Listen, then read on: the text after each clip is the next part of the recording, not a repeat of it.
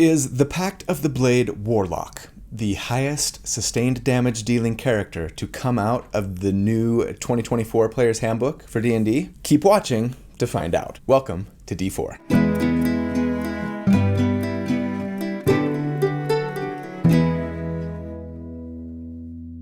Hey everybody, so here at D4, I take deep dives into character builds for my favorite role-playing games. I like to crunch numbers about them, theorycraft about them, not so that I can tell you the right way or even the best way necessarily to play a character, but just to explore one potential way to build something with hopes of creating a character that's both really powerful, yeah, but also really fun to play. So if you enjoy creating characters for your favorite role-playing games almost as much as you enjoy playing the actual game itself, or if you're just looking for tips or ideas, or theory crafting on a character that you're thinking about playing, then welcome home. This is where you belong. It truly is, and I'm so glad you're here. So thank you for watching. My name's Colby. So yes, finally, the 2024 5e Player's Handbook is upon us. Are we just calling it like 5.24, 5.5? 2024 5e PHB is just a mouthful. Anyways, yes, for those who didn't know, I am planning on doing builds using the new rules going forward, but also plan on incorporating stuff that isn't updated by the new books if and when it makes sense. Wizards of the Coast have said from the beginning that their plan is to have the new rules be backwards compatible, right? And about 3 weeks ago at the time of this video release, Jeremy Crawford went on like 4 or 5 different YouTube channels doing interviews, including like Ginny D, Pack Tactics, Dungeon Dudes, the Character Sheet, and Diana of the Rose, and probably others that I didn't see. And I feel like in pretty much every one of those, he mentioned how this is intended to work. As I've kind of been saying all along, I think, if a thing is updated by the new rules, then that's the version you use. If an old thing is not updated by the new rules, then you're okay to still use it. And yes, this includes spells, feats, species, etc. Now, I polled users on my channel to see if you guys would be using both old and new content, or just old, or just new, or none of the above, or if you weren't sure. And by far, the largest chunk of respondents, 50%, said that they were planning on mixing old and new. Now, to be fair, a portion were still undecided, but assuming that some of those undecided eventually settle on mixing, and frankly, based on decades of precedent where eventually the vast majority of D&D players switch over to the new rules, whether it's a whole new version or like going from 3rd edition to 3.5, right? I feel pretty confident that the majority of people are going to want to be playing with the new toys. Maybe more than that, I definitely want to be playing with new toys. But yeah, I still like my old toys. Don't ask me to give up Snake Eyes or He-Man or Optimus Prime just because I got the updated Storm Shadow or Manny Faces or Bumblebee. Am I dating myself there? I think I'm dating myself. They can play together, right? And they should play together. It's more fun when everybody gets to play. So yeah, I have a feeling I'm gonna have to throw that little disclaimer at the beginning of the next few videos until we're all pretty much on the same page. Okay, so that established, what should my very first build using the new 2024 rules be? No, that monk druid build that I did using the playtest content, which was awesome by the way, doesn't count. It was still in playtest. And I mean, no, I'm not gonna count the full assassin rogue that I did because actually that probably should count. But I mean, that video was sponsored by Wizards of the Coast and they simply assigned the assassin to me. I didn't have a choice, right? I mean, I could have chosen not to do it, but if I wanted to participate, I had to do it. An assassin, which was great. I loved it. It was fun. I'm grateful. But this is the first build where I have full autonomy to build whatever I want using any and all of the 2024 rules. Warlock Gish, I choose you! Of course. I mean, come on, you guys saw this coming a mile away, right? Not just because you saw the thumbnail. The very first video I ever did for this channel, episode number 1, right up there, was a heavy weapon using Warlock, right? I called it a Pamlock at the time. It was a Hexblade, of course. And so I kind of think it's only fitting that the first build I do with the new rules follow suit. It is too poetic to do otherwise. Besides, Warlocks, and maybe especially weapon-using Warlocks, got some really nice buffs with the 2024 rules, but some important weapon-using features, read feats, have changed significantly. So I've got to know how the new Pact of the Bladelock stacks up to the old Pact of the Bladelock. And I have a feeling that you do too. So let's jump in to D&D Build number 178.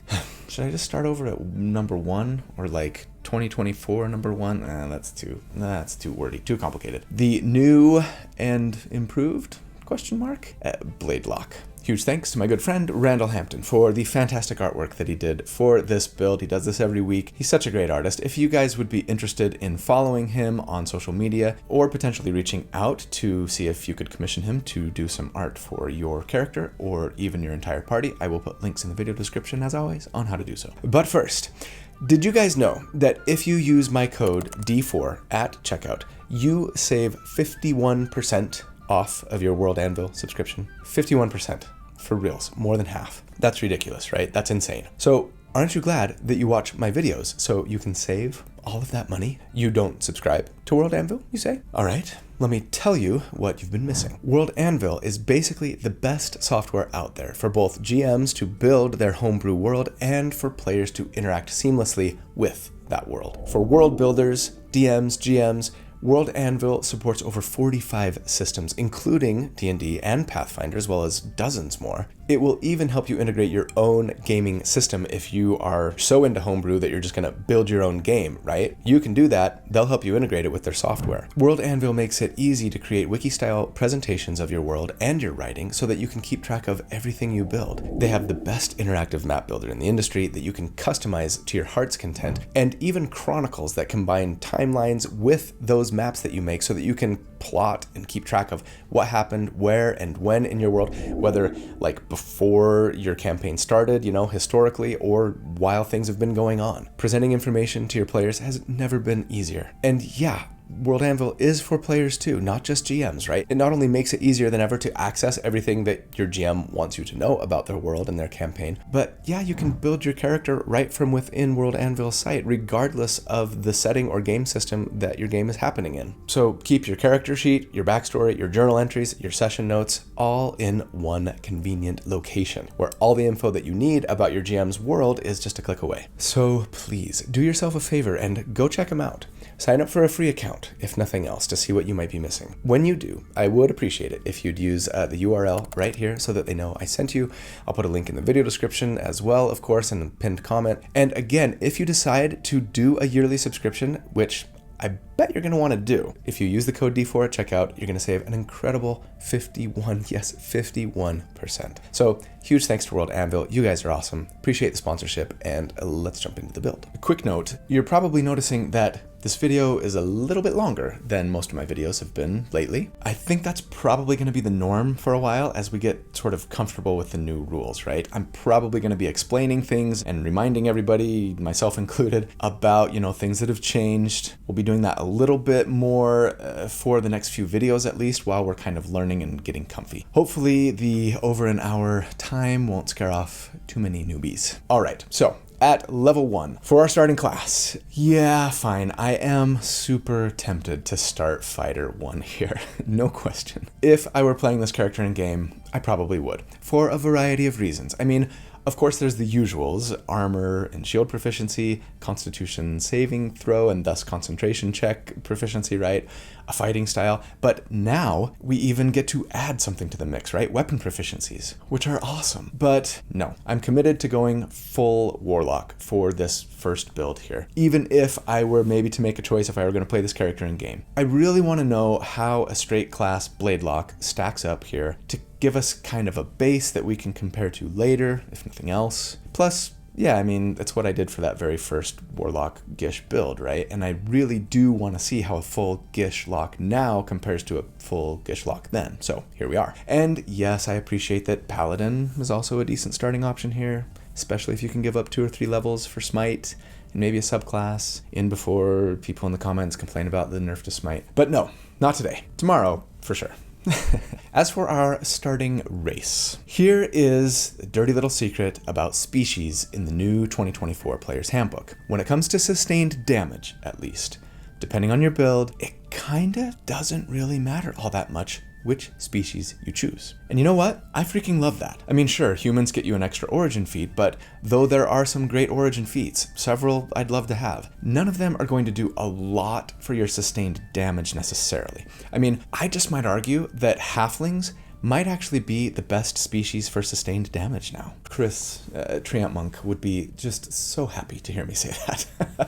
Yeah, I mean, the Halfling's luck trait, it still lets you reroll all ones on any d20 test, and that's going to raise your average hit chance a little bit, right? Not to mention saving throws, etc. Now, for burst damage and utility and other things, sure, there are all kinds of decent, great choices for species here. And yeah, if we're using older content, if you could get reliable advantage, then going elf or half elf would still let you get access to elven accuracy, which is nice, things like that. So, am I going elf? Nope. Halfling? Not today. I think we're going with what might end up being my new favorite species of the new player's handbook. Yeah, Goliath. I know, this is technically my second build for the new 2024 rules, and so far we're 2 for 2 on Goliath. Is Goliath the new custom lineage of D&D 5e? I don't think so. It's not quite that bad, but yeah, I do think you'll see me using them a lot.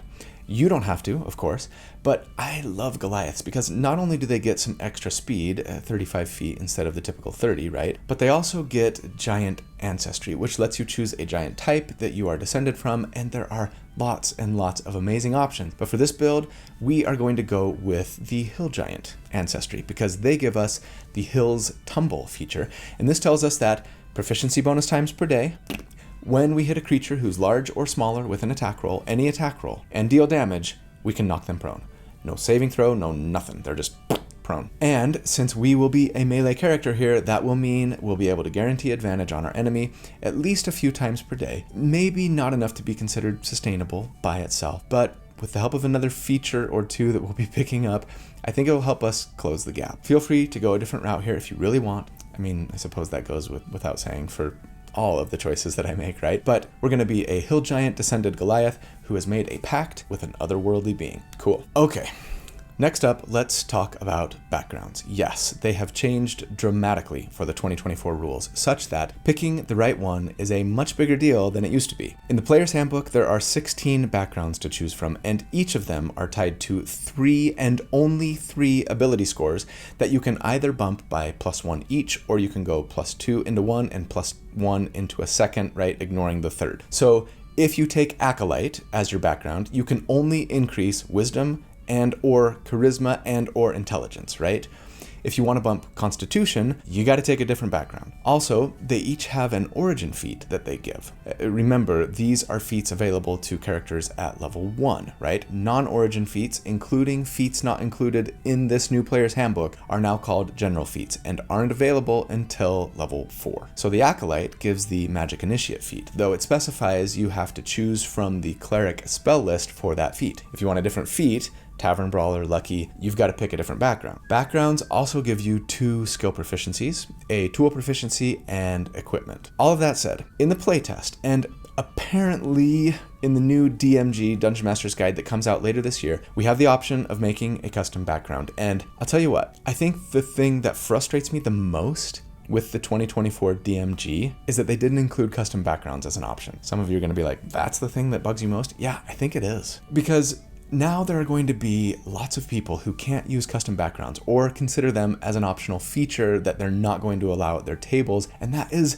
brutal because a lot of these backgrounds I don't know that I would ever use. I don't know why they didn't include custom backgrounds here. It frustrates me so much. And I have to believe that the majority of tables are going to allow for custom backgrounds, just like the majority of tables allowed for, say, feats in the 2014 Player's Handbook, even though they were called optional, right? Feel free to let me know if you're confident that's not how things are going to be ruled at your table. I might end up changing my mind here on this, but I'd be surprised if I did. Wizards of the Coast has done so much to open up character building so that you can build your character exactly how you want it, and not including custom backgrounds as an option in the Player's Handbook just feels like a step backwards to me. Anyways, I'll get off my soapbox now. I'm just gonna say, if you can, make a custom background, but if you can't, then I'm gonna go with Merchant or Wayfarer here, as those will let us get to bump 2 of the ability scores we'd want to bump and get a good feat. In both cases, Lucky, which tells us that, similar to the old Lucky feat, we have a number of luck points to spend, but here it's a number of points equal to our proficiency bonus each day, and that's as good as or better than the old, like, 3 a day we used to have, right, once we hit level 5 anyways. And we can spend them to give ourselves advantage on one of our d20 rolls or give an enemy disadvantage on one of their attack rolls only against us, right? Now, yeah, this is nerfed in that we don't get to wait until after the roll to decide if we want to spend the point. But hey,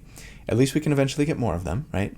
It's still really good. But you know what? Here's another dirty little secret about origin feats. None of them are going to do a ton for our sustained damage either. I know, don't get me wrong, there are a ton of great ones. Alert might be the all-round winner to let you both add your proficiency bonus to your initiative rolls, but also let you swap initiative order with a willing ally every encounter. But Tough is right here at level 1 to boost survivability by 2 hit points a level. Tavern Brawler is a fantastic option for particular builds, right, that rely on unarmored strikes especially. And yeah, there are some great utility and character boosting options as well, but nothing that's going to be super game breaking or must-haves for most builds, I don't think. And again, I kind of like this. I feel like it doesn't make me feel forced to pick the right one or like risk ruining my character or being suboptimal, and that's nice. Not that some aren't better than others, but again, for this build, I think I'd go lucky. Runners up would be Alert, and lots of you are going to be saying that you're stupid for ever taking anything other than Alert, but don't listen to them. You're not stupid.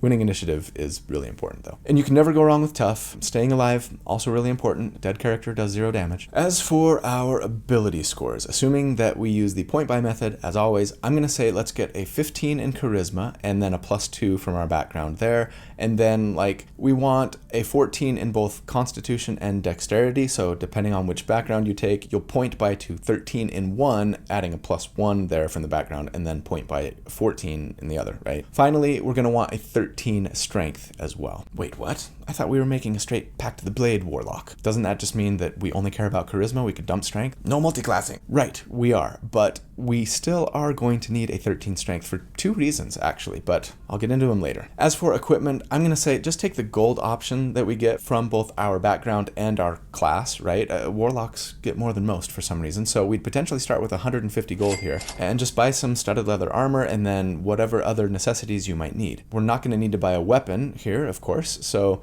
stock up on supplies or just treat your friends. 3 words for you. Treat yourself. So, at level 1, Warlocks get spells. We still only start with a single spell slot that resets on a short rest. That will bump to 2 spell slots at level 2.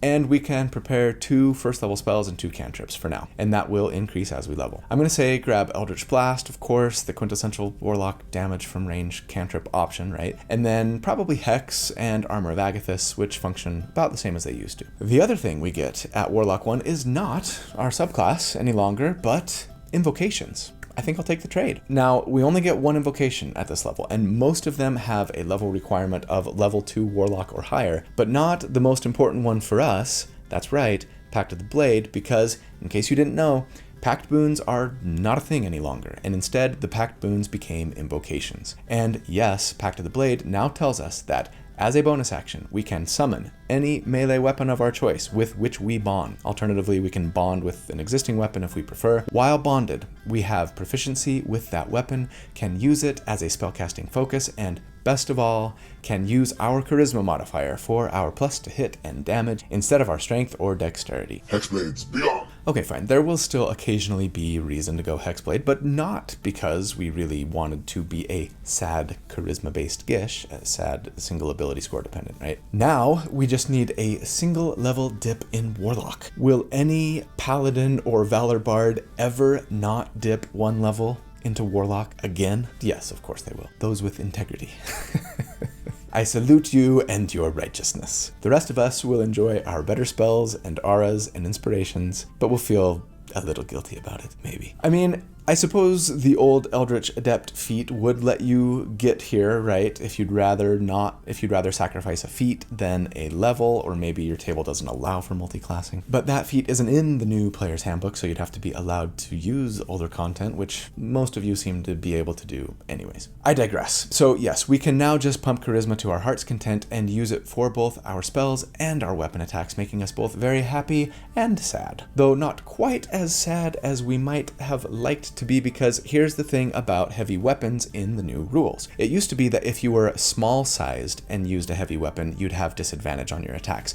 But Wizards of the Coast has realized that, hey, small characters can still be strong. Shouldn't this be a strength thing? And so now your size doesn't matter, but your strength does when it comes to wielding heavy weapons. If you don't have at least a 13 strength, you have disadvantage when you attack with heavy weapons now. And a 13 dexterity, or you'll have disadvantage with ranged ones, for that matter. And nothing in Pact of the Blade says we get to ignore that requirement, right? So since we're definitely wanting to use heavy weapons, we needed a 13 strength. That's reason number one. Anyways, yes, for now, let's plan on summoning ourselves a greatsword or a maul here, since those give the highest damage output statistically at 2d6, but feel free to go Great Axe or something else if you really prefer. Really quick before moving forward, I just wanted to give a huge shout out and thank you to my channel members. You guys are so fantastic. I could not do this without you. I really couldn't. And yeah, everybody else, I'd sure appreciate it if you'd consider joining the channel as a member. There's a little button down there that says join. If you click on it, it tells you about the little perks that you can get if you join the channel as a member. It's only like $1 to $5 a month, depending on what level you join at, and it can get you access to things like the write-ups that I do for each of my builds to help you recreate the build yourself a little more easily, access to the community Discord server, which is filled with so many wonderful, amazing people, and even access to the live monthly Q&A hangout sessions that we do each month that we're recording tomorrow, actually, and I'm excited. It's like my favorite day of the month. Anyways, if you can't or don't want to, that's fine. Just being here and liking and subscribing and commenting are all also great ways to support the channel, so thanks for that. All right, at level 2, we get Magical Cunning. This is a new feature for 2024 that lets us once per day spend a minute to perform a ritual that gets us half of our spell slots back, rounded up. We're seeing a lot of this kind of resource recovery for most classes in the new rules. I really like it. Even though warlocks get their spell slots back on a short rest, it'll be nice to get 1 or later 2 back with just a minute if we don't have the hour for a short rest between fights. And we get 2 more invocations at level 2 as well, and even though a ton of invocations got axed, I go over all of them in the behemoth every change to every class and subclass video that I did a couple of weeks ago. You can look there and check for the timestamp. But there are still a lot of good ones to choose from here. I'm gonna say let's grab Eldritch Mind to give us advantage on our concentration checks, makes not starting fighter a little less painful, and probably Armor of Shadows, which still lets us cast Mage Armor at will to give our AC a small bump. Now, what about Devil's Sight? Aren't we doing the whole Devil's Sight darkness thing? I don't think so. And there was much rejoicing. Yay. It's just a Monty Python day today. I like having the option, but I'd prefer to concentrate on something else for this build, and I'll explain more about why in a couple levels. That said, Devil's Sight's not a bad option, at least for now. I mean, Goliaths don't have dark vision, right? And so that would give us the ability to see in both magical and non-magical darkness, so might be worth it. At level 3, we get our subclass now, our patron, right? And we are going to go with what I think is my new favorite warlock subclass, the new and improved Great Old One, or Gulak. Man, the way they revamped this subclass just makes it so much better than the old version. I don't love tentacles, but I love these mechanics. Let's actually read the description from the new book here as it's changed. Unearth forbidden lore of ineffable beings. When you choose this subclass, you might bind yourself to an unspeakable being from the far realm or an elder god, a being such as Tharizdun, the chained god, Zargon, the returner, Hadar, the dark hunger, or Great Cthulhu. Or you might invoke several entities without yoking yourself to one. The motives of these beings are incomprehensible, and the Great Old One might be indifferent to your existence. But the secrets you've learned nevertheless allow you to draw strange magic from it. I really like that flavor text. Some fun ideas about maybe your patron not even really knowing you exist, or potentially drawing your power from multiple entities. It gives you a lot of room to like play around with what your relationship with your patron or patrons might look like. That's fun. But okay, let's jump in to the crunch. At level 3, we get the Awakened Mind ability, which tells us that with a bonus action, we can choose one creature within 30 feet and automatically be able to communicate telepathically with them while we are within a number of miles equal to our charisma modifier from them. That's a huge distance. It only lasts for a number of minutes equal to our warlock level, and we do have to share a language to understand each other. But importantly, we don't have to share a language to just use this on someone. You'll want to know this later. So there's some fun utility and potential shenanigans you can get up to with this here. We get second level warlock spells here, and as a Gulak, we get a number of spells for free too. That's right, we just get them added to our prepared spells now instead of just getting them added to the potential spells that we could prepare. Thank you, wizards of the coast. And there's a nice list here. Detect Thoughts, Dissonant Whispers, Phantasmal Force, Tasha's Hideous Laughter, all for free. In addition to those, I'd probably want to pick up like the usual go-tos here, right? Cloud of Daggers, which is both better and worse than before. You can move it, that's awesome, but like all other spells similar to it, it now does damage when you enter the area and end your turn there, not start. So no, we won't be building around it yet. Don't worry, I have plans. I mean, Hold Person, Invisibility, Misty Step, of course, Spider Climb. Mirror Image is way better now, making it so that if you get hit, you roll a d6 to see if it hits an image instead of you. So it's not like it just hits an image with a terrible armor class with an attack roll that might not have hit you anyways, kind of thing. So yeah, pick a good one. I'm probably taking Misty Step first here, I think, but you do you. Finally, at level 3, we actually get another Gulock feature, Psychic Spells. This says that when we cast a Warlock spell that deals damage, we can change that damage type to Psychic. It could be handy to overcome resistance, or probably more rarely take advantage of vulnerability, right? Also, when we cast a Warlock spell that is enchantment or illusion, we can do so without verbal or somatic components. I love that. It's like the old subtle spell meta magic for all of our enchantment or illusion spells. It really makes me want to prioritize things like Hex, Invisibility, Mirror Image, Hideous Laughter, even Hold Person. Granted, most of those have material components as well, and you still need material components, but this will still be handy once in a while, for sure. At level 4, we get our first general feat, and we are gonna go with Great Weapon Master. Wait a sec, I heard Great Weapon Master suck now. Well, you heard wrong, my friend, but it is very different. First of all, it is a general feat now, which means it gives a +1 to strength. So now we've got a nice even 14. Okay, we didn't really need it, but still makes me happy to not have an odd number there. But this feat also has a prerequisite of 13 strength, which is the second reason we needed to start with that 13 in strength, right? The biggest change to the feat, of course, is that yes, it does not give you a +10 to damage at the cost of a -5 to hit when you use heavy weapons. And this is something that has had a lot of people up in arms, saying that this, along with the similar change to Sharpshooter, right, is a massive blow to martial characters. But let's not forget, Great Weapon Master at least does still add damage to heavy weapon attacks. Now it just adds your proficiency bonus in damage with no subsequent penalty to hit. This means that it is still very good, and in fact,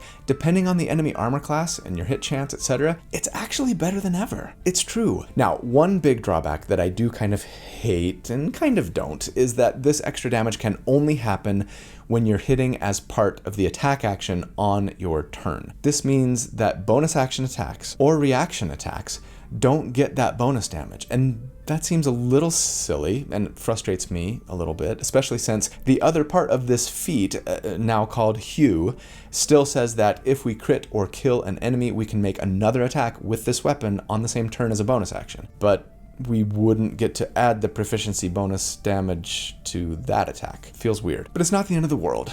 We'll talk more about all of this later. For now, let's move on to level 5. We would get 2 more invocations here. Amazing. I'm gonna say let's grab Eldritch Smite, which really hasn't changed. Still lets us spend a Warlock spell slot when we hit with our packed weapon to add what would be 4d8 force damage at this level and knock them prone if they are huge or smaller. No saving throw. So good. And then, yes, Thirsting Blade, which gives us extra attack with our packed weapon only. So we can now attack twice with our action. Wonderful. We also get 3rd level spells at this level. Gulocks get Clairvoyance and Hunger of Hadar for free, very nice. In addition to that, of course, you'll want to consider the usuals: Counterspell, Dispel Magic, Fear, Fly, Hypnotic Pattern. But the one that I want to make sure we pick up here is, yes, Spirit Shroud from Tasha's Cauldron of Everything. If you aren't using old content at your table, go ahead and concentrate on something else. I mean, admittedly, we should probably all be concentrating on Fear or Hypnotic Pattern instead anyways, right? But yeah, you could use Hex if you wanted a little damage bump, or sure, Darkness and Devil's Sight, but I probably wouldn't do that, even if it didn't disrupt things at the table so badly. And this kind of brings me to like the big discussion about how the changes to 2024 really impact like the meta of this build and a lot of other martial character builds now. See, without that -5 to hit penalty for extra damage from Great Weapon Master, getting advantage is a lot less important than it used to be. I'm not saying that it's not important or not really good. It still is both of those things, but you just don't need it quite as much as you used to. And for the same reason, Elven accuracy, while still really good, just isn't quite as important for a lot of builds as it used to be either. An optimized weapon build is generally just going to have a better chance at hitting now than it used to, because optimized weapon builds usually took that -5 to hit, +10 to damage, right? What's more, there are actually a lot more ways to get advantage now. Weapon masteries bring some, there are more class and subclass abilities that grant it, including one that we're about to pick up. So yeah, when you do the math, you're generally going to be better off, depending on enemy armor class of course, adding damage to your attacks than guaranteeing yourself advantage, with a concentration spell anyways. And this becomes more true if you can get spells that scale in damage per hit when you upcast them, which is exactly what we get with Spirit Shroud. For now, it's 1d8 per hit, plus a nice slowing effect for enemies that stay nearby, but it will scale as a 5th level spell to 2d8 per hit, and that's just going to end up outweighing anything else we can do for sustained damage with our concentration. So, hey, good news. We're a lot less likely to make the rest of our table groan as we throw a bubble of darkness down on the battlefield that they can't see into. Yay. And a big part of the reason why we don't need that anymore, especially for this build anyways, is because at level 6, we get the amazing Gulock feature, Clairvoyant Combatant. This says that once per short rest, or if we spend a spell slot, when we use our awakened mind on another creature, we can force them to make a wisdom saving throw, or they have disadvantage on attacks against us, and we have advantage on attacks against them. That is so awesome. Yeah, they get to save against it, but it's a wisdom save. And we've got a good DC because we are a sad Gishlock. If it works, this is just as good as being in darkness with Devil's Sight, right? Better even because it can't be countered by Blind Sight or True Sight, etc. Worse, of course, in that it only works on one enemy. It's not transferable or anything, but hey, it's usable once per short rest or more with a spell slot if we can spare it, and is just one more arrow in the quiver of what's shaping up to be a nice bunch of ways we have to get advantage without needing to use our concentration. And so, that brings us to our first damage report. Let's talk about what combat looks like for us right now. On round 1, we'd cast Spirit Shroud on ourselves with a bonus action, then go make 2 weapon attacks with our Greatsword or Maul. Our attacks would do 2d6 plus 1d8 plus 6, right? 3 from Charisma, 3 from Great Weapon Master each. On subsequent rounds, we'll continue whacking, but if we crit or kill an enemy, we get to make a bonus action attack with our weapon thanks to Great Weapon Master, though it would be without the proficiency bonus damage from Great Weapon Master. Okay, the question is, how often is that going to happen, right? Of course, it's impossible to be totally accurate here, but I'm thinking 25% feels like a nice conservative number. We hit decently hard, so we'll be finishing enemies off a lot, and we crit almost 10% of the time. Why do we crit almost 10% of the time? Because, yeah, I'm gonna assume we have advantage. I mean, between our Lucky Feet, our Hill Giant ability to knock prone, our Clairvoyant Combatant ability, Eldritch Smite that can knock prone, and the fact that our allies will likely have ways to help give us advantage, I just think that we're more likely to have advantage on our turn than not. Is it sustainable? For one combat encounter per short rest, at least? Yeah, I think so. Will we always have advantage 100% of the time on every attack? Of course not. But for the sake of making the math easier, I'm just gonna assume we do. Feel free to adjust things down slightly if you need to. But maybe you tune them back up if you think 25% is too low an estimate on the bonus action attack from Great Weapon Master. We're making educated guesses and estimates, right? Okay, speaking of Eldritch Smite, as I often do, let's go ahead and assume that we will use that when we crit, which will add 8d8 of damage to those instances, right? We'd smite for 4d8, but if it's a crit, it doubles, so 8d8. And so, against enemies with a 10 armor class here, we would on average do 50 damage per round. And against an enemy with a 15 AC, it would be 44 DPR. And that is super solid. Now, this is the first sustained DPR build that I've done for the 2024 rules, so we don't really have anything to compare it to if we're trying to do like true apples to apples. But if you were to compare this to builds using 2014 rules, it is definitely tier 1 territory. Compared to that original Hexblade Gish build, it is just a little bit worse at very low enemy ACs, but then at average enemy ACs and above, it is better. And thus we kind of see the power of the new Great Weapon Master, right? Sure. If all of your attacks land, you do less damage than you would have. But that doesn't happen all that often, especially if you have a -5 to hit. And so on average, you're doing as much or more damage now, at least when fighting enemy ACs that you are more likely to be fighting, right? And there's never a point at which you have to turn the feat off, which is great because it kind of sucks to take a feat that gives you no benefit at all if you're fighting a really hard to hit enemy, yeah? And for those wondering, yes, I am still going to be putting these builds into spreadsheets and graphs. Check the video description down below for the links as always. But I will be putting 2024 builds into their own tab so that we don't muddy the waters too much. Okay, so far so good, but how does it scale? Well, at level 7, we get a 6th invocation now. I love it. If it were me, like the 6th that I would have right now would be Eldritch Mind, Pact of the Blade, Thirsting Blade, Eldritch Smite, Armor of Shadows if I didn't have Magical Studded Leather by now, which I might, right? Fiendish Vigor if I did, I think maybe for some consistent temporary hit points. And then here at this level, I think I'd pick up Pact of the Chain. This is another great thing about having old Pact boons show up as invocations now. You can take more of them if you want. So Pact of the Chain is similar to what it was before. We can cast Find Familiar without spending a spell slot, and when we do, we get new special forms for our familiar, and we've even got more new ones now. A skeleton, a slod tadpole, a sphinx of wonder, or a venomous snake. Now, yes, we could forego one of our own attacks to let them attack, but that would be silly. We want our familiar taking the help action, which, yeah, they can still do. For a minute there in the playtest, it looked like they were going to get rid of that, but no, still available. And yeah, in that case, then I think I would just be taking a familiar who can turn invisible so that we can have them go in, take that help action, and get away without taking an opportunity attack, right? Thus giving us advantage on our first attack on our turn, potentially making it that much easier to assume that we've got advantage on our attacks. I guess I should mention that the Find Familiar spell has been further enhanced in that when you warg into your familiar, you get to still see and hear through their senses, but you can do it with a bonus action instead of an action, and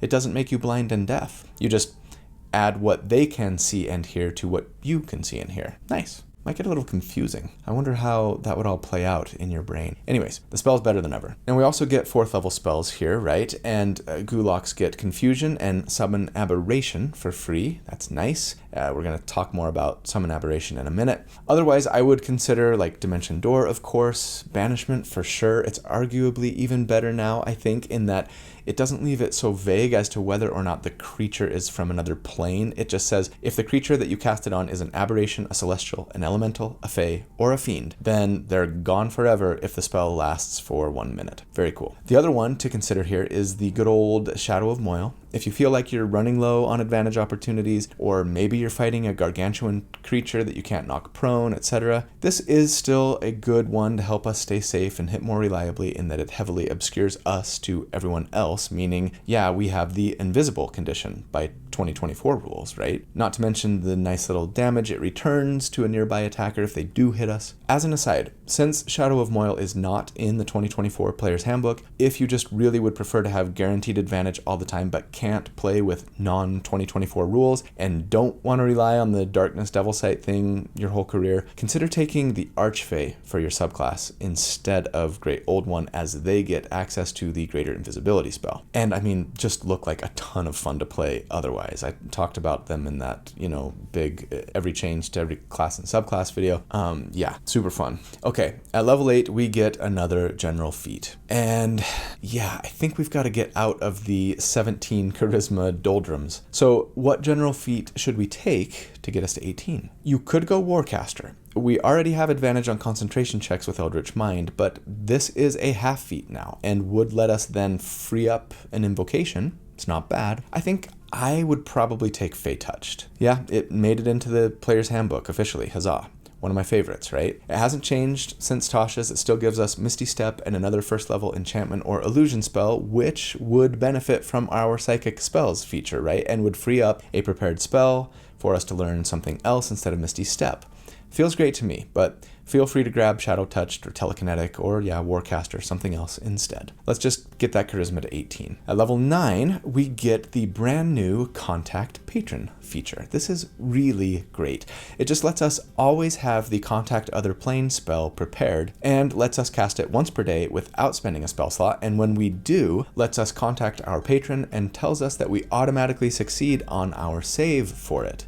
For those unfamiliar with the spell, I don't think I've ever used it in a build before. before. It takes a minute or a ritual 10 minutes, right, to cast typically, lasts for 1 minute, and then lets us contact an otherworldly being that we can ask up to 5 questions of. The DM answers for them with yes, no, maybe, never, irrelevant, or unclear, or maybe a short phrase if the one-word answer would be misleading. So yeah, this is a nice bit of utility, and normally we do have to make a DC 15 intelligence saving throw, not great for us with this build, and if we fail, we take 6d6 psychic damage and are incapacitated until we take a long rest or have greater restoration cast on us. Yikes. So yeah, this is like both useful and brings some great utility, and is just a really cool built-in way to bring our patron into the game, right? I love it. We also get another invocation here, and I want to take Life Drinker. So good news, Life Drinker is available at 9th level now instead of 12th, but bad news, it is nerfed to the ground.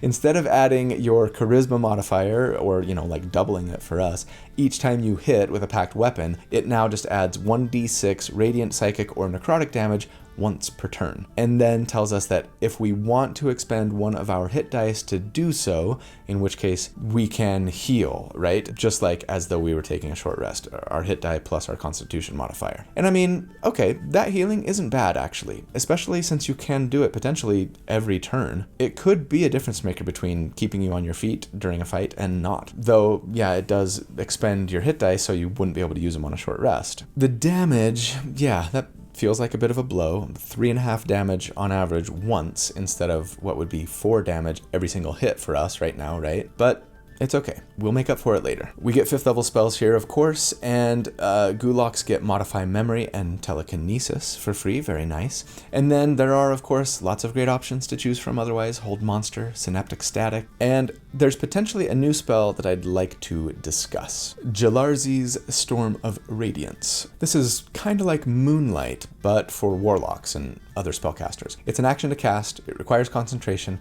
it lasts for a minute, and creates a storm in a 10-foot radius cylinder that does 4d10 radiant and thunder damage on a failed constitution save, and both blinds and deafens creatures in the area, preventing spellcasting with a verbal component. Like all spells of this type now, it does damage when a creature first moves into the area, or when we first cast it on them, or when they end their turn there, but only once per turn. It is situationally useful. You can't move it, which is a bummer, and with the relatively small radius, most enemies will just be able to walk right out of it on their turn. But if you could get them like slowed and prone first, or if they're immobile, I don't know. Kind of wish it were slightly bigger. I think it'd be more useful then, but anyways, worth considering. Personally, I would plan on upcasting Spirit Shroud with my spell slots, just like any good servant to the spreadsheet, so I can do 2d8 damage now every hit. Speaking of damage, at level 9, it is time for our next damage report.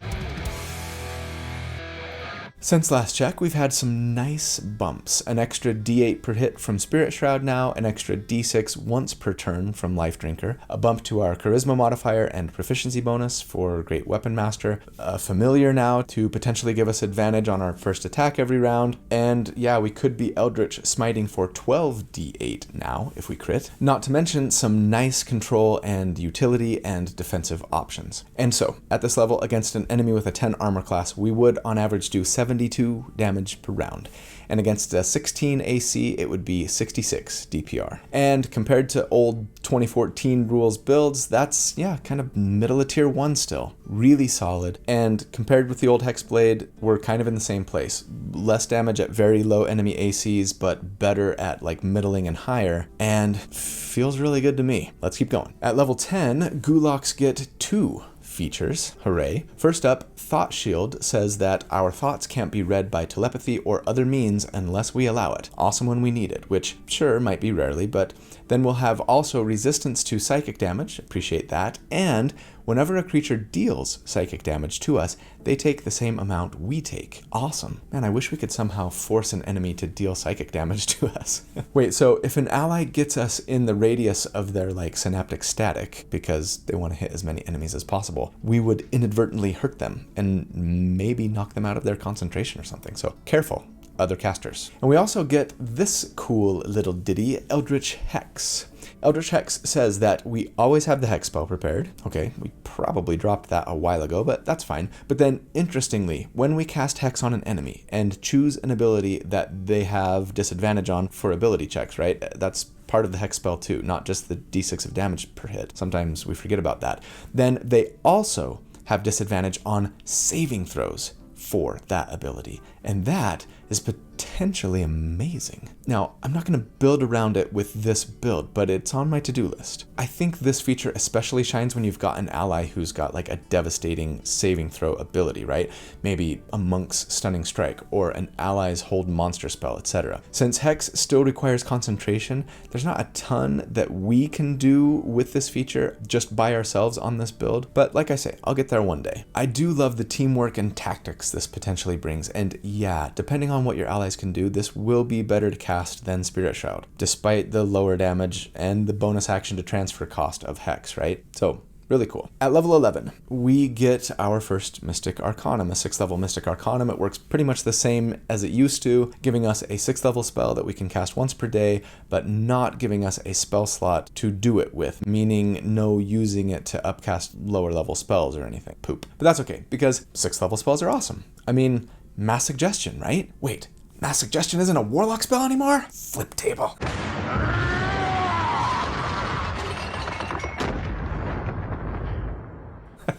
Dang it! Well, now what do we take? Might I suggest this new spell, Tasha's Bubbling Cauldron.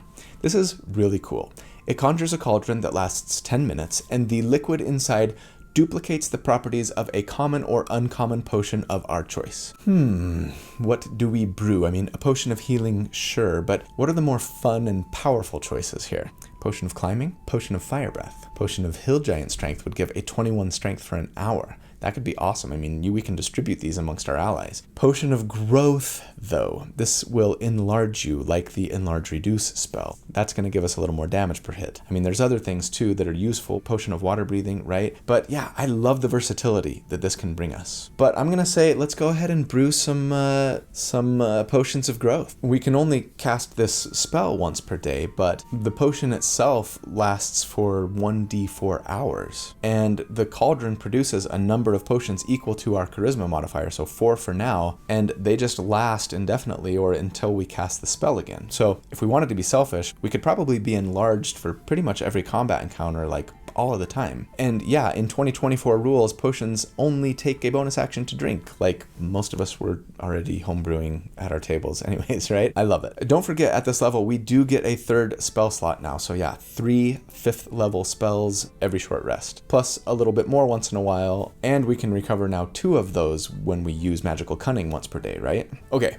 At level 12, we get another feat. And while a smart person might take Resilient Constitution or Moderately Armored or something else here, I want to bump my Charisma because that's going to be the best thing for our damage. Sorry, not sorry. Shore up your defenses if you prefer. Wait a second, what about Polearm Master? Hold your horses. I'm going to talk about that later. But even better than a capped charisma, we also get another invocation at this level, and that means now that we're level 12, we finally get to qualify for the almighty brand new Devouring Blade invocation, which tells us that now when we take the attack action with our packed weapon, we can attack not twice, but 3 times. Yeah, just like Fighter. I know, it's crazy. Sure, fighters can do it 1 level sooner, but I mean, we have 5th and 6th level spells and invocations. Yeah, it's really good.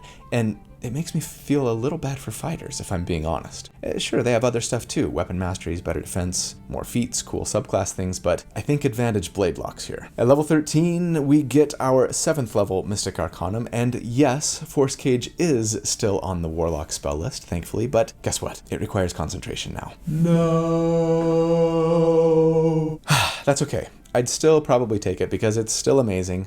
Trapping multiple enemies potentially behind a 20 by 20 foot invisible cage or a 10 by 10 wall is a cure-all for lots of problems. But if you really wanted to take Etherealness or Finger of Death or something instead, go for it. Okay, at level 13, it's time for our next damage report. Since last check, we have capped our charisma, picked up an extra d4 of damage per hit thanks to our enlarge potions, and best of all, added a third attack to our attack action every round, in addition to all the fun control and utility and defensive toys that we've picked up along the way. And so, against enemies here with a 10 armor class, we would on average do 108 damage per round, and against a 17 AC, it would be 110 DPR. Wee! We broke that century mark even at middling enemy armor classes, and we are feeling really good about it. We are still firmly in T1 territory compared to old builds, and beating that old Hexblade build across the board now. Newsflash, 3 attacks every action is really good. At level 14, we get the capstone of Gulock gooiness, create Thrall. This says that when we cast Summon Aberration, we can modify it so that it doesn't require concentration. Sweet. Now, when we do it in this way and modify it, right, it only lasts a minute instead of the usual hour. But hey, no concentration. And also no limit to how often we can do this, other than our spell slots, of course. Okay, so let's break the spell down now. Like all summoning spells, the creature summoned here acts immediately after us but obeys our mental commands. We don't need to use a bonus action or anything to make it do stuff. It can attack twice since we're casting it as a 5th level spell, right? And then we get to decide if we're summoning a Beholderkin, a Mind Flayer, or a Slod. Ooh. We could have a Slod Tadpole for our familiar, and now a Slod too is like a little baby and a daddy Slod. Anyways, all of them are decently tanky. They even get some extra temporary hit points for us. And they've got some cool abilities. Every option is worth considering. The Beholderkin is the most straightforward, making a ranged attack every turn, 2 I guess. The Mind Flayer makes melee attacks and does 2d6 psychic damage every turn to everyone other than us within 5 feet of it who fail their wisdom save against it. Definitely the best damage potential, but I think I'm going to assume that we're going Slod here. It does a little more damage than the Beholderkin. It's a d10 plus 8 on 2 attacks, though it does have to be in melee, but also it regenerates 5 hit points at the start of each of its turns, and it prevents an enemy from regenerating hit points themselves when they hit them. I can definitely see an argument for using either of the other two. It's not going to make a huge difference damage-wise, and I don't want to add saving throws into my damage calculations, so the Mind Flayer's out. Plus, Mind Flayers are melee but with no regen, so they're more likely to get blown up, and they might even hurt your friends. Now, one more thing. We're told that the first time our summoned aberration hits an enemy that we have cast Hex on, then the aberrant spirit deals an extra d6 of damage just once per turn. I still don't think it's worth switching out our concentration to Hex for, unless, like I've said, we've got an ally doing something really great that allows for an enemy saving throw. Okay, so am I going to assume that we're using this aberrant spirit in combat when I crunch numbers? It's an action to cast, and it only lasts a minute. To date, I've always assumed best case scenario when crunching numbers. With a new rule set here, do I take the opportunity to rethink that and focus instead on avoiding setup rounds, or start making damage calculations over like 4 or 5 rounds or something total? No, I don't think so. Sorry for those hoping for a big change. I think I will try to avoid doing things in builds that have like a huge setup or are making massive assumptions that we can't really make. But yeah, I mean, if you could cast this spell in combat, even if it meant taking up your first turn, would you? I feel like a decent percentage of the time I would. No concentration, it can start doing damage immediately, though yeah, it is significantly less than if you would have used your action to make attacks, right? But also, it can start soaking up damage that would otherwise be directed at you or your allies immediately, and it is going to make our round over round damage better if we have our aberrant spirit summoned. Now, I understand. If the fight is only going to last like 3 rounds or something, it's not worth it. Unless maybe we can anticipate like combat's coming and somehow we can cast this spell before rolling initiative, right? Because yeah, killing enemies as quickly as possible will often be better tactically than eking out a little more damage every round over an entire combat encounter. You don't have to use this spell.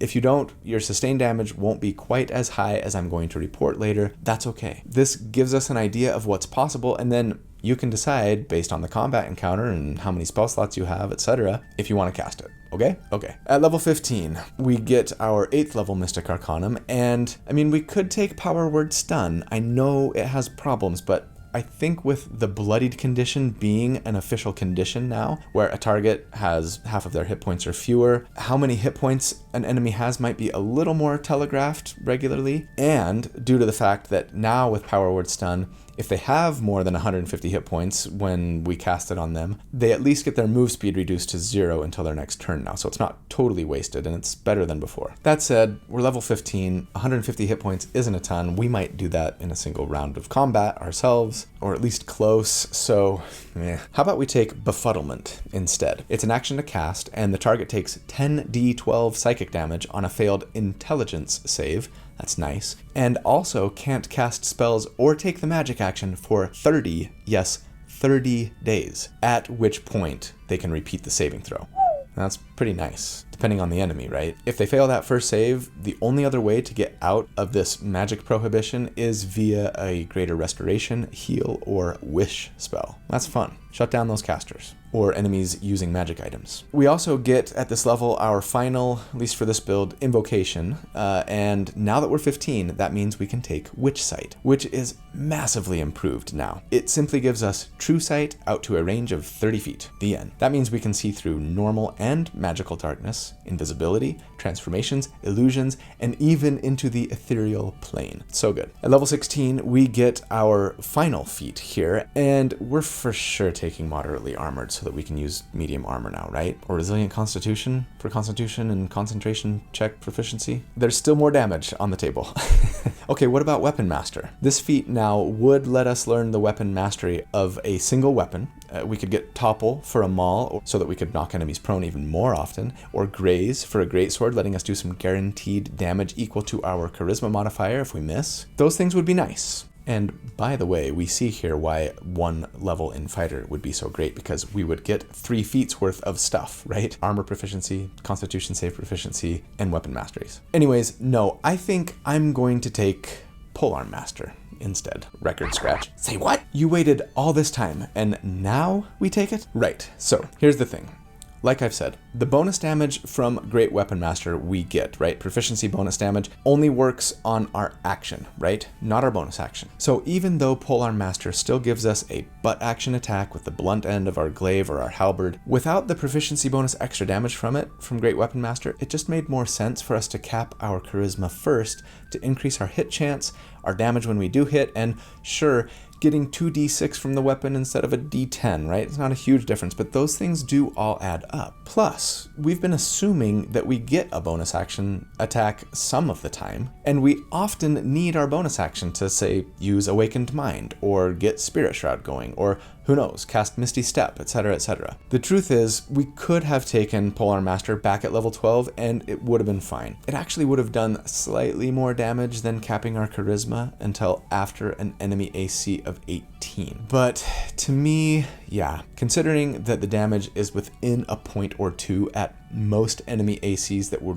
actually going to be fighting, that we often need our bonus action for other things, and that we get more out of a capped charisma than just weapon damage as a warlock, right? It made more sense, I think, to just keep going with our greatsword or our maul. But now that we have capped our charisma finally, sure, if we wanted to eke out a little more damage, we could take Polearm Master here. It gives us a guaranteed bonus action attack when we need it, and even though it still wouldn't add our proficiency bonus to the damage from Great Weapon Master, it would still add the 2d8 from Spirit Shroud, 5 from our charisma, a d4 even from an enlarged potion, right? It's a damage bump on average, assuming, of course, that we've got our bonus action to spare. So wait, after all this, we're still just a Great Weapon Master, Polearm Master warlock? I mean, sure, in the end, by level 16, yeah, but most of us aren't even going to get to this level. And if you try to tell me that this build is practically the same as that old Pamlock, then I'm going to tell you that I think you're just pretty much wrong. Sorry. But you can still get mad at me in the comments if you want. I love you. But then finally, for us, at level 17, we get our 9th level, Mystic Arcanum, and there are, of course, plenty of great 9th level spell options. Power Word Kill is better now, too. It still kills them if they have 100 hit points or fewer with no saving throw, or does 12d12 psychic damage if they don't. No save. That's some pretty decent guaranteed damage on a hard to hit monster with like legendary resistances, you know? Foresight gives us advantage on all d20 rolls for 8 hours. And gives enemies disadvantage on attacks against us. Yeah, you know I'm probably taking that one, but sure, I mean, True Polymorph lets you turn into an adult gold dragon. Why would you take anything else? Go ahead and pick your favorite here. And don't forget that we do get a 4th spell slot now, 4 5th level spell slots every short rest. So good. It's time for our next damage report. Since last check, we've added damage from a summoned Slod, a guaranteed bonus action attack from Polearm Master, and lots of awesome potential utility, control, and defense. And so, against an enemy with a 10 armor class, we would on average here do 160 damage per round. And against an enemy with an 18 AC, it would be 144 DPR. And compared to like old sustained damage builds, that's near the very top of tier 1 at this level. So yeah, let's break this down with some final thoughts. First up, the tier score for this build. If you take the damage that they do against every armor class that we calculate for at each of the 4 damage reports and just average it all into one big number, we end up with an 85. And that beats out every other sustained damage build I've done to date, except the playtest version of the Monk mixed with the Druid of the Sea. Did I link to that already? I think I did. And that build wouldn't actually work the same in the official version of the game thanks to the change to the Conjure Animals spell. So yeah, their tier score would be lower now, and that means we've got a new frontrunner for sustained damage builds. All right, what does that mean? Is the Bladelock the new best build for the 2024 rules? Did the 2024 rules break the game? I think the answer is probably no to both of those questions, actually. This is a very strong build, no question. But it's not like it was just blowing everyone out of the water at every level or anything. It is a big heavyweight for sure. But we do make some assumptions. There is some setup at later levels especially. We're burning resources to get here. So I don't feel like this just turned the world upside down. I'm confident that we will be building things that outperform it on the spreadsheets anyways. Just wait till you guys see the new Valor Bard. Or, yeah, a Blade Singer using the 2024 rules. Yummy. The question I still have is, how would a straight martial character compare here? We all like to talk about that martial caster divide, right? Chris and I claimed in our little new player's handbook preview video a couple of weeks ago that Wizards of the Coast narrowed that divide between martials and casters. Did they? I do think martials will be stronger than they used to be. Maybe not necessarily for damage purposes, but largely because of all the other things that they get to do now in addition to damage. But I mean, if a straight weapon-using single-class warlock can still outdamage like a straight fighter, are we still in trouble? Well, yeah, I mean, the divide still exists, right? Looking at those old builds, the highest damage-dealing character who didn't use spells is the Overreactor. I might be out of cards, but I'm gonna point up there anyways. If I'm out of cards, that's what the thumbnail looks like. And they don't show up on the tier list until mid-tier 2. So I don't anticipate that the martial caster divide is gone now. I do suspect that the gap will be more narrow, but it depends a lot on how you define power in this game, right? It's more than just damage. And maybe I'm wrong. Either way, I can't wait to find out. But yeah, in the end, this character is a powerhouse and would be so much fun to play. Even more fun than that old Hexblade, I think, because yeah, new toys, less reliance on darkness in their early career, and less reliance on the Polearm Master feat. It just feels fresh and juicy and delicious, and I want to play it. And I certainly hope that I get to one day and that you do too. But that is the build for the week. I hope you enjoyed it. I hope you know how much I love you, because I do. Thank you guys so much for all that you do for me and for the channel. I hope that you have a fantastic day and a great week. And if you don't, I really hope that you won't give up. Hang in there. I hope that you will do good and be kind and stay safe, and that I see you again very soon. But until then, take care. Bye.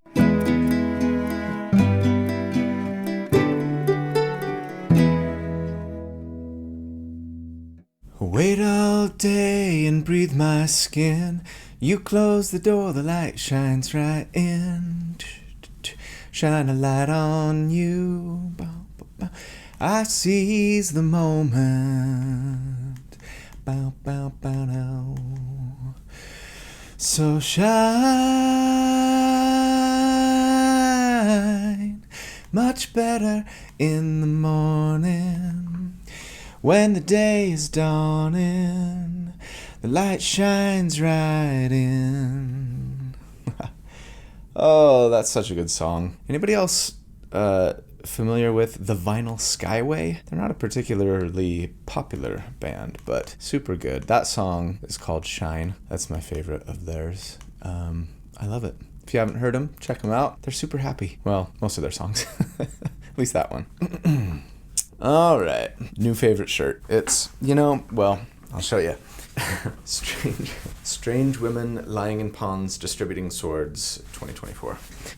When I bought this shirt just like 2 weeks ago, it was both a great Monty Python joke and a fairly accurate political statement about how I was feeling at the time. Now it's just a really funny Monty Python joke, which, to be fair, is still a great reason to wear a t-shirt. Don't get me wrong. Supreme executive power is derived from a mandate from the masses, not some farcical aquatic ceremony. I mean, if I was to go around declaring myself emperor because some watery tart lobbed a scimitar at me, they'd put me away. Oh, that is, I think, my favorite bit from that entire movie. It's so good. Right. Oh, also, I have an owie on my finger. I don't know if that was noticeable. It's not like, I know I use my hands, but I'm not pausing. Probably didn't even notice. I went to the dermatologist and they took a little piece of my finger. That hurt. All right. Okay, come on. Don't focus on the dragon. Don't do it. Don't. It's tempting because the dragon is so wonderful. Shepherd is so great. I'm pretty close to this camera. You would think that it would just know. Hey, oh, there we go. Come on. Okay, let's go. All right. Oh, please don't focus on the dragon. Do I need to cover up the dragon in all videos going forward? No dragon, stop. Oh, now it just looks like I'm doing a muscle man pose. Okay. You'll point by a being such as Tharaz. Oh boy. while we're Peninsula. Oh no, it's 8 because I crit. That changes my math. All right, I'm gonna pause this and recalculate some numbers. And we're back. Oh, I hate when that happens. That's okay. At least we caught it. And now the build looks even better than before. So I'm even gonna have to adjust some of what I say because it's hitting just a little bit harder. All right, I'm gonna have to consult. Okay. With Arcane Mind. What's it called? Take me a while to remember all these things. It would be 110 DPR. I gotta do that without laughing. The capstone of gooiness. We get the capstone of gooey... lets you turn into an adult gold red dragon. Gold red dragon. But that brings us... Oh, ow. Oh, I hit my owie. Oh, that hurts. Okay. It's just throbbing like Fred Flintstone smashed his thumb in a Jurassic Age stone wheel.